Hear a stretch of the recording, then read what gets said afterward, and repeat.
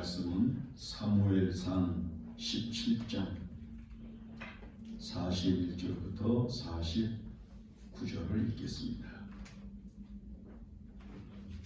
사무엘상 17장 41절부터 49절 제가 읽습니다. 블레셋 사람이 방패든 사람을 앞세우고 다윗에게로 점점 가까이 나아가니라. 그 블레셋 사람이 둘러보다가 다윗을 보고 업신여기니 이는 그가 젊고 붉고 용모가 아름다움이라. 블레셋 사람이 다윗에게 이르되 내가 나를 개로 여기고 막대기를 가지고 내게 나왔느냐 하고 그의 신들의 이름으로 다윗을 저주하고 그 블레셋 사람이 또 다윗에게 이르되 내게로 오라. 내가 내 살을 공중의 새들과 들짐승에게 주리라 하는지라. 다윗이 블레셋 사람에게 이르되 너는 칼과 창과 단창으로 내게 나오거니와 나는 만군의 여호와의 이름 곧 내가 모독하는 이스라엘 군대 하나님의 이름으로 내게 나아가노라. 오늘 여호와께서 너를 내 손에 넘기시리니 내가 너를 쳐서 내 목을 베고 블레셋 군대의 신체를 오늘 공중에 세워 땅에 들 짐승에게 주어 온 땅으로 이스라엘의 하나님이 계신 줄 알게 하겠고 또 여호와의 구원하심이 칼과 창에 있지 아니함을 이 무리에게 알게 하리라. 전쟁은 여호와께 속한 것인지 그가 너희를 우리 손에 넘기시리라. 블레셋 사람이 일어나 다윗에게로 마주 가까이 올 때에 다윗이 블레셋 사람을 향하여 빨리 달리며 손을 주머니에 넣어 돌을 가지고 물매로 던져 블레셋 사람의 이마를 치매 돌이 그의 이마에 박히니 땅에 엎드러지니라. 아멘.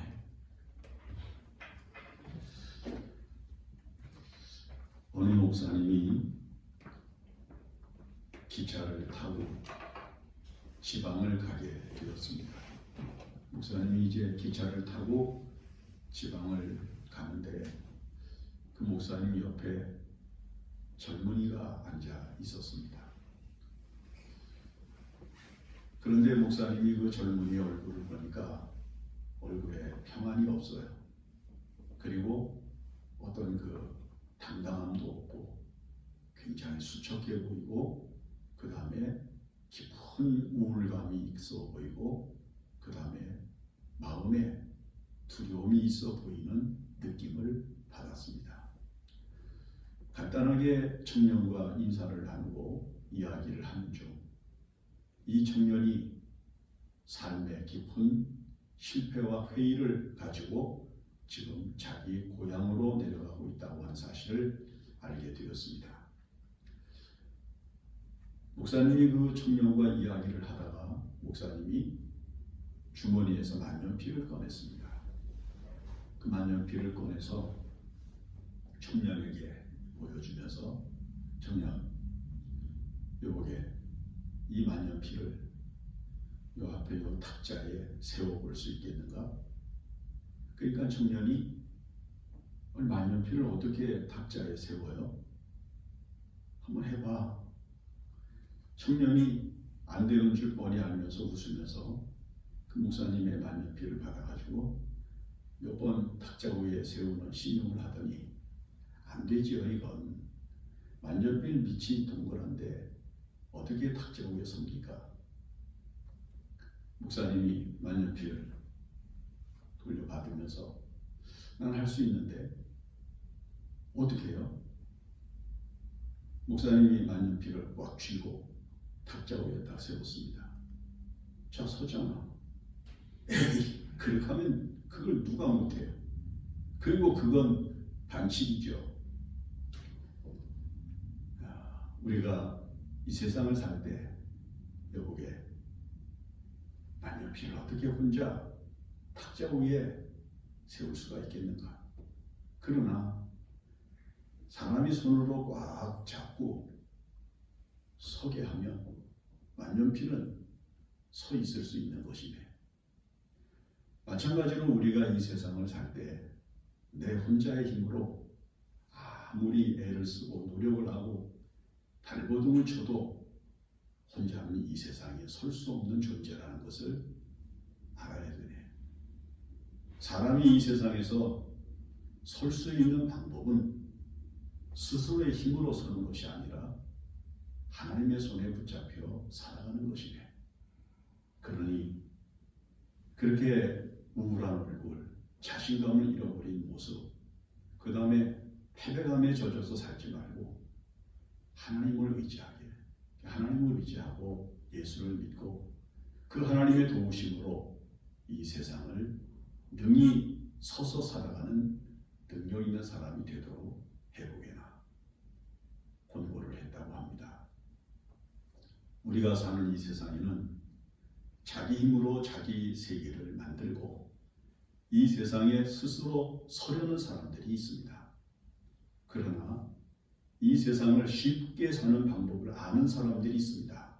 바로 그것은 하나님의 손에 붙잡혀 이 세상에서 자신의 의지를 내려놓고 하나님의 도우심, 하나님의 능력, 하나님의 은혜를 가지고 살아가는 사람들이 있단 말이죠.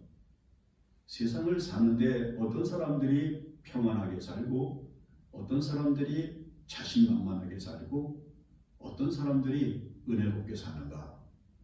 자기 스스로 서려는 사람이 아니라 하나님의 손에 붙잡혀 사는 사람이라는 것을 알 수가 있다는 것입니다. 성경에서 가장 극렬한 대비를 보여주는 두 사람이 있는데 그 하나가 골리앗이고 또 그 하나는 다윗입니다. 이스라엘과 블레셋이 전쟁을 할 때 양쪽 진영에서 대표로 나가서 싸움을 벌인 이 두 사람의 사건은 예수를 믿는 사람이나 믿지 않는 사람이나 잘 아는 동화 같은 이야기입니다. 이길 수 없는 싸움, 승패가 뻔히 객관적으로 보이는 싸움에서 다윗이 이긴 이 싸움은 언제나 이 세상에서도 약한 자가, 부족한 사람이, 힘이 없는 존재가 자기보다 강하고 자기보다 힘이 센 세계를 무너뜨리는데 이용하는 예화거리이기도 합니다. 이 이야기가 우리에게 주는 의미를 한번 생각을 해보십시오. 먼저 사람의 차이가 어디에서 시작이 되는 거 아니? 선천적인 차이에서 납니다. 태어날 때 골리앗은 장사와 같은 체구를 가지고 태어납니다. 그의 체격이 키가 얼마나 되는 거 아니? 무려 2m 90, 약 3m에 가까운 체격을 가지고 있는 사람으로 태어납니다.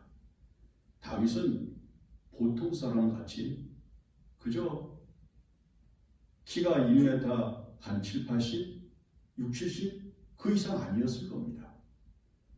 이 두 사람이 이 세상에 태어날 때 자기가 체격이나 신체적인 조건이나 능력을 선택한 것이 아니라 하나님께서 예정하신 대로 이 세상에 태어난 것입니다.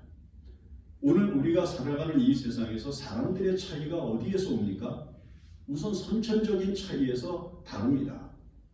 태어날 때 정상인이 있고 장애인이 있고 큰 사람이 있고 작은 사람이 있고 강한 사람이 있고 병약한 사람이 있고 인물이 잘났다고 세상 사람들이 말하는 미남 미녀가 있고 추남 추녀가 있는 것이 선천적으로 태어난 사람들의 차이라고 하는 것입니다.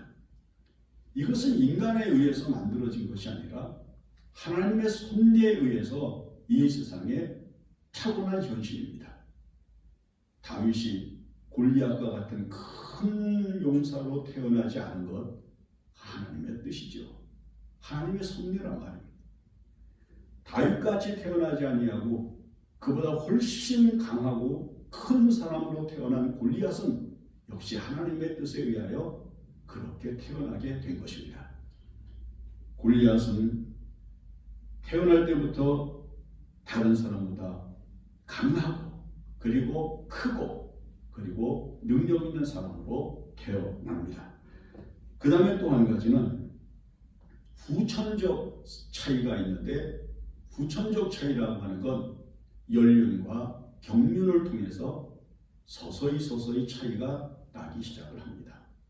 똑같은 학교에서 공부를 해도요.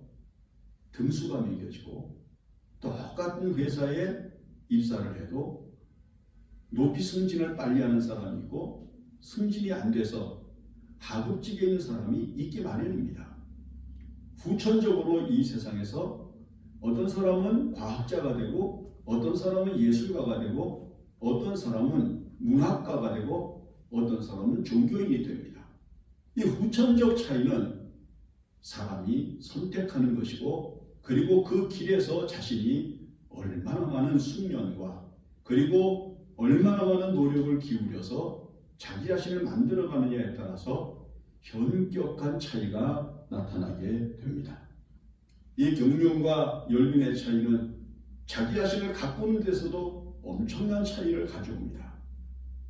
골리앗은 태어날 때 3m에 가까운 체격을 가지고 태어났지만 그가 용사로 어려서부터 길리워지고 성장을 하면서 그의 몸에 갖추어져 가는 무기들을 보십시오.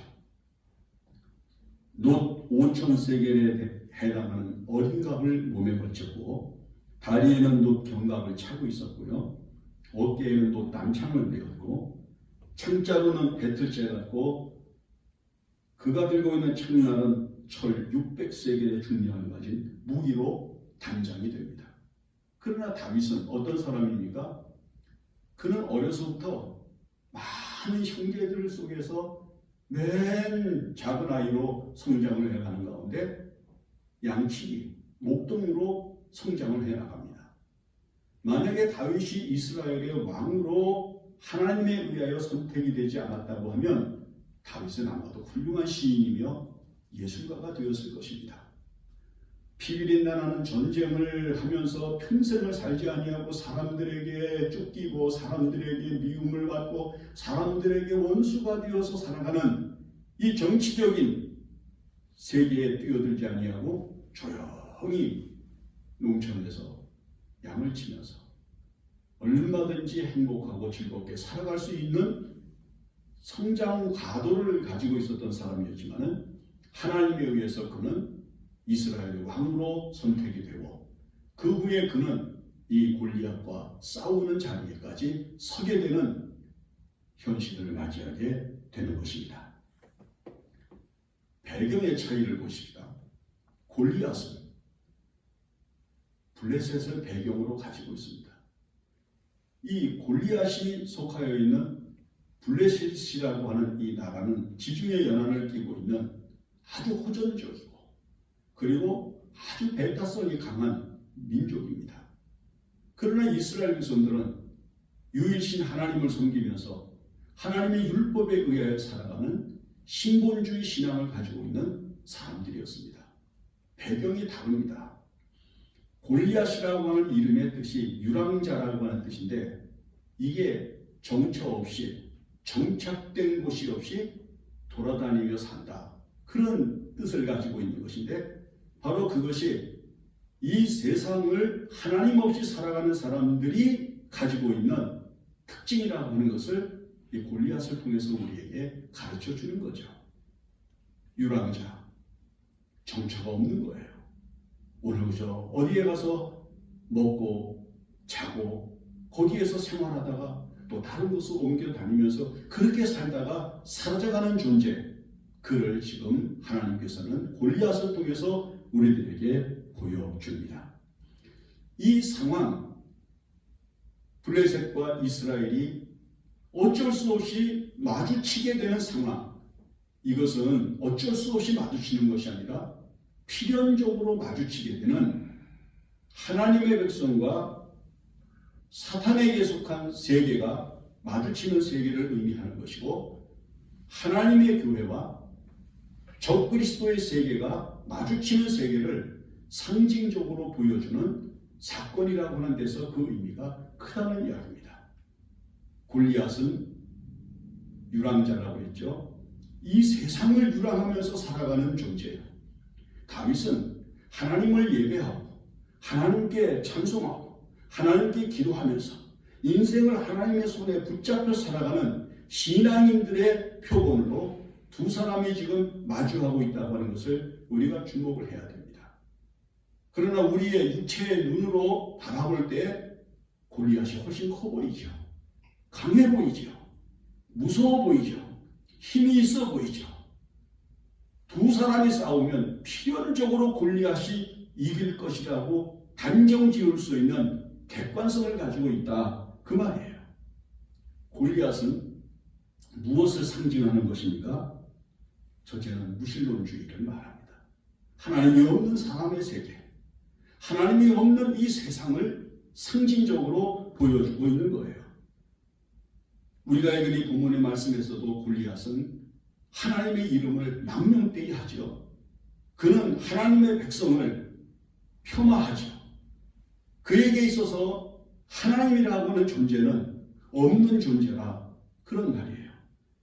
믿음으로 살아가는 하나님의 사람들에게 있어서는 어리석어 보이는 것 같은 사람들의 세계가 바로 골리앗이 가지고 있는 문화며 환경이며 생활이며 그리고 그들의 품성이며 그리고 그들의 영적인 상태라고 하는 사실을 우리에게 가르쳐 줍니다. 그 다음에 또 한 가지는 냉소주의에 빠져있는 세상을 이야기합니다. 여러분, 지금 우리가 살고 있는 이 세계에 가장 많은 사람들의 마음속을 흐르고 있는 어떤 감성이 있어요. 그게 뭐냐면 냉소입니다. 차갑게 대하고 코웃음 치고 비웃는 거예요. 다른 사람을 인정하지 아니하고 다른 사람에 대해서 호의적이거나 좋은 생각을 가지는 것이 아니라 비웃고 비하시키고 그리고 폄하하고 그러면서 코웃음 치면서 살아가는 세계가 바로 이 골리앗을 통해서 던져지는 오늘 현대인들에게 주어진 성품이라고 이야기하는 겁니다. 그가 다윗을 향해서 하는 이야기를 들어보십시오. 이스라엘 백성들을 조롱하죠. 모욕하죠. 그리고 이스라엘 백성들에 대하여 얼마나 저주스러운 말을 쏟아붓습니까? 우리가 이 세상을 살아가면서 이 골리앗을 통해서 오늘 이 세상을 본다, 그런 이야기예요. 그런가 하면은 육체의 힘을 자랑하는 거죠. 이 세상 사람들이 자랑하는 것은 영적인 게 아닙니다. 복음의 능력이나 하나님이 아닙니다. 거룩한 하나님의 나라와 십자가가 아닙니다. 오늘날 이 세계의 사람들이 자랑하고 있는 것은 육체의 힘, 강한 거, 많은 거, 큰 거, 넓은 거, 이런 것들을 자랑하는 세계가 바로 이 골리앗이 배경으로 가지고 있는 세계라고 하는 것을 알 수가 있습니다. 다윗은 지금 물맷돌 몇 개를 지금 주머니에 넣고 있을 뿐입니다.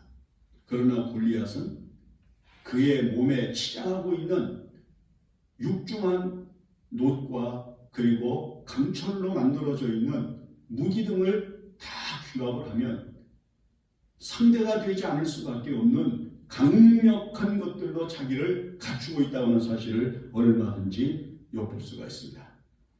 지금 과학은 첨단을 달리고 있고 그리고 많은 사람들이 지식을 얼마나 크게 함양을 했습니까? 그러나 지금 우리가 살고 있는 시대를 흐르고 있는 것을 보세요. 그것이 하나님에 의한 것이 아니라 인간에 의한 것이라고 하는 인본주의 사상이 팽배해졌고 그리고 다른 사람들과 다른 세계를 끊임없이 냉소하면서 비난하고 비판하는 소리를 우리가 지금 들으면서 힘겨운 신앙생활을 하고 있다고 하는 것을 알 수가 있습니다. 사람들의 마음속에 갈구하는 것은 거룩한 세계, 아름다운 세계가 아니라 황금 만능주의 시대가 돼서 물질과 돈으로 만들어지는 훌륭한 세계를 가장 큰 것으로 여기고 가장 귀한 것으로 여기고 있는 세계가 지금 우리가 살고 있는 세계라고 하는 의미에서 이 골리앗은 눈으로 볼 때 그리고 이 세상에 살아가는 사람으로 대할 때에는 도저히 무너뜨리거나 넘어뜨릴 수 있는 아무런 능력이 보이지 않는 세계라고 하는 사실을 알 수가 있습니다. 더군다나 블레셋 사람들이 골리앗 뒤에서 보내주고 있는 성원과 그리고 골리앗에 대하여 가지고 있는 기대와 그리고 골리앗을 통해서 이스라엘을 멸망시킬 수 있다고 생각하고 있는 이 엄청난 기대를 골리앗은 지금 아주 강력한 자기의 힘을 통해서 보여주고자 하는 그런 강인한 의지를 지금 내뿜고 있습니다. 그러나 다윗을 앞에 내세운 이스라엘 민족들을 보십시오. 이스라엘 군대를 보십시오. 지금 40여일 동안 골리앗 앞에서 몸을 숨기고 나가서 싸울 사람이 없어서 전전긍긍하고 있다가 군인도 아니고 어린 다윗이 자기가 싸우겠다고 나서야 할 만큼 비참해져 있는 패배주의에 빠져 있는 이스라엘 백성들의 모습, 이스라엘 군대의 모습을 우리가 지금 보게 되고 있다는 것입니다. 여러분, 지금 이 상황이 무엇과 같습니까? 옛날 종교개혁이 일어날 때 마르틴 루터가 교황과 교황청 앞에 서 있습니다.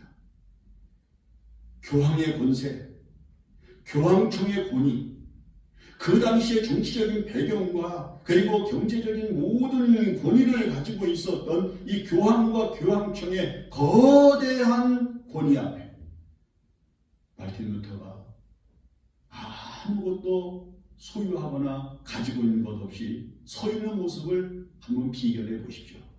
꼭 골리앗과 다윗과의 싸움과 같은 모습으로 우리 앞에 그 모습이 전개되고 있다는 겁니다. 교황의 권위, 교황청의 힘, 이 마르틴 루터가 어떻게 무엇으로 넘어설 수가 있었겠습니까? 마르틴 루터가 내가 비록 이 세상에서는 사람으로는 양보할 수가 있어도 믿음은 절대로 양보할 수 없다고 하는 오직 한 가지 믿음의 능력이라고 하는 믿음이라고 하는 가치 하나를 가지고 그 거대한 세계 앞에 자신을 당당히 드러내놓고 맞서고 있는 모습을 우리는 종교개혁에서 눈여겨볼 필요가 있는 겁니다. 종교개혁자 마르틴 루터가 이 세상 사람들이 가지고 있는 지식이나 이 세상 사람들이 가지고 있는 힘이나 이 세상 사람들이 가지고 있는 어떤 능력을 가지고 대항하는 것이 아니라 전능하신 하나님의 은혜와 믿음으로 구원받는다고 하는 거룩한 가치를 앞세운 믿음 하나가 골리앗과 맞서는 힘이 되었고, 그리고 그 골리앗을 넘어 오늘날 하나님의 거룩한 교회를 더 이 땅 위에 충만하게 만드는 시작이 되었다고 하는 사실을 알 수가 있는 것이죠. 지금 우리가 처해 있는 이 세계를 또한 보십시다. 하나님의 교회가 얼마나 무력합니까? 겉으로 볼 때에는 지금 세상 권세가 강합니다. 세상 권세가 교회를 짓누르고 있고, 교회가 가지고 있는 권위와 교회가 가지고 있는 교리와 교회가 가지고 있는 윤리와 교회가 가지고 있는 신앙을 얼마나 망가뜨리고 있습니까? 하나님의 거룩한 교회가 동성애 문제라든지 차별금지법 문제라든지 등등으로 해서 심각하게 정부 앞에 지금 싸움을 하고 있지만은 하나님의 교회가 얼마나 연약해 보이고 얼마나 힘없는 존재로 투영되는지 알 수가 없습니다. 그런데 다윗이 지금 골리앗 앞에 떳떳하게 서 있습니다. 무슨 힘을 가지고 저 골리앗 앞에 자기 정체성을 만들고 있습니까?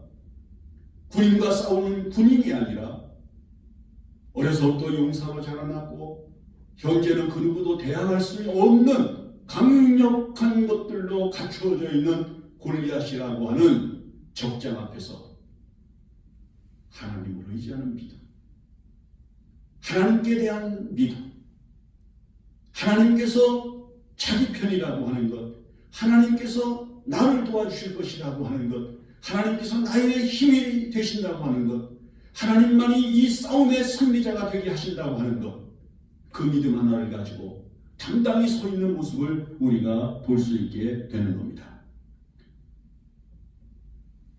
골리앗은 싸움에 필요한 모든 것을 가지고 있는 듯 보입니다.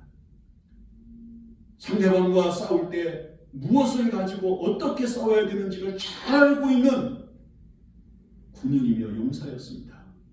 그러나 다윗은 군인과 어떻게 싸워야 되는지 알지 못하는 사람입니다. 그래서 그는 자기가 자기의 생활 속에서 양을 지키면서 즐겨 사용을 했던 무기, 물맷돌 5개를 주워들고 그걸 주머니에 제구해 놓고 지금 골리앗 앞에 서 있는 거죠. 우리가 지금 이 세상 권세와 그리고 오늘 적그리스도들과 하나님의 거룩한 교회를 비난하고 하나님의 거룩한 교회를 무너뜨리려고 하는 세력과 마주 서 있을 때 우리에게 필요한 것이 이 세상 사람들하고 같은 무기, 이 세상 사람들하고 같은 능력, 이 세상 사람들하고 같은 내용을 가지고 싸울 수 있겠습니까? 그렇지 않죠. 하나님의 교회와 그리스도인들에게 있어서 세상을 이길 수 있는 힘은 한 가지밖에 없습니다. 그것은 하나님의 은혜와 하나님의 능력입니다. 그래서 사도 바울은 예수 그리스도께서 십자가에서 죽으신 그 거룩한 능력과 사랑을 이렇게 표현을 합니다. 십자가의 도가 멸망하는 자들에게는 미련한 것이요 구원을 얻는 하나님의 자녀들에게는 하나님의 능력이라고 말하지 않습니까? 하나님의 능력이 무엇입니까? 이 세상 사람들이 가지고 있는 것과 같은 상대적인 힘을 함께 배양하면서 같이 갖춘 것을 가지고 싸우는 것이 아니라 전능하신 하나님을 의지하는 하나님께 소망을 더욱 높이고 든든히 세우는 은총을 가지고 나가는 것이라고 하는 것을 우리에게 가르쳐 줍니다. 결국 사람의 차이는 선천적인 차이나 후천적인 차이 거기에서 비견되는 것이 아니라 하나님을 의지하느냐 하나님을 의지하지 않느냐 하나님을 믿느냐 하나님을 믿지 않느냐 믿음이 있느냐 믿음이 없느냐 그 차이에서 사람의 차이가 극명하게 드러나게 만들어 놓으신 것이 하나님의 섭리라고 하는 겁니다. 우리가 진짜 하나님의 섭리, 하나님의 능력과 하나님의 은혜를 믿고 의지한다면 믿음을 충만케 해야 됩니다. 이 세상의 모든 것은 다 포기해도 결코 하나님을 의지하고 하나님께 소망을 두고 하나님의 도우심을 바라보면서 그 하나님의 은혜로 세상을 이겨야 된다고 하는 거룩한 믿음을 가지는 것만이 우리가 이 세상을 살아가는 힘이 되어야 하는 겁니다. 다윗은 골리앗이 갖추고 있는 것과 같은 모든 것들은 하나도 갖지 못했지만 그가 갖지 못한 오직 한 가지 하나님의 능력과 은혜를 믿는 믿음 하나만으로 골리앗 앞에 서서 모든 사람들이 우려하고 모든 사람들이 염려하던 패배를 넘어서서 골리앗을 쓰러뜨리고 골리앗을 넘어뜨리고 이스라엘과 그리고 자기 자신에게 승리를 나타내는 거룩한 영광을 보여주게 됐던 것입니다.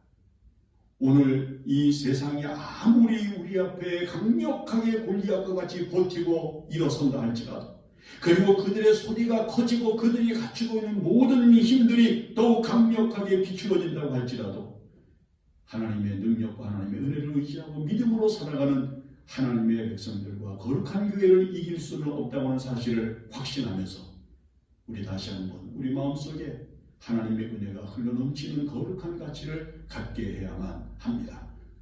영국의 수상을 2번이나 지냈던 글래디스톤이라고 하는 분이 있는데 그분이 그리스도교 대학에서 강연을 할 때 당신에게는 어떤 두려움이 있습니까? 라고 하는 한 학생의 질문을 받자 그가 이렇게 이야기를 했다고 합니다. 제가 마음속에서 가장 크게 두려워하는 것은 하나님이 사람들의 마음속에서 사라져가고 있다고 하는 것입니다. 사람들의 마음속에서 물질, 지식, 그리고 경험, 재능은 더욱더 돋보이는데 전능하신 하나님은 그 마음속에서부터 사라져가고 있다고 하는 것을 보는 것입니다. 지금 우리 살고 있는 이 시대를 보십시오. 사람들의 마음속에서 무엇이 점점 사라져갑니까? 바로 하나님이 사라져가고 있지 않습니까? 그래서 골리앗과 같은 세계를 이기지 못하는 것입니다. 우리 마음속에 다시 하나님이 살아나시고 다시 하나님의 은혜와 영광이 돋보이는 세계를 이루면 세계가 아무리 강력한 지식과 사상으로 우리를 바라본다고 할지라도 얼마든지 그것을 넘어서서 하나님께 승리를 드리고 우리 자신들이 신앙인이라고 하는 사실을 자극하는 거룩한 즐거움에 이룰 수가 있게 될 것입니다. 기도하겠습니다. 하나님 아버지, 은혜를 감사합니다. 우리 앞에 골리앗처럼 버티고 서 있는 인본주의, 과학주의, 황금만등주의를 넘어서서 오직 하나님의 능력과 하나님의 은혜만으로 승리할 수 있다고 하는 믿음을 갖고 살아가게 하여 주시옵소서. 하나님, 지금 하나님의 거룩한 교회 앞에 이 세계가 골리앗과 같이 버티고 서 있습니다. 교회를 조롱하고 하나님을 조롱하고 믿음의 생활을 조롱하고 있는데 우리 더욱 믿음에 굳게 서서 이 세상을 이기게 하여 주시옵소서. 모든 말씀을 예수님의 이름으로 기도합니다. 아멘.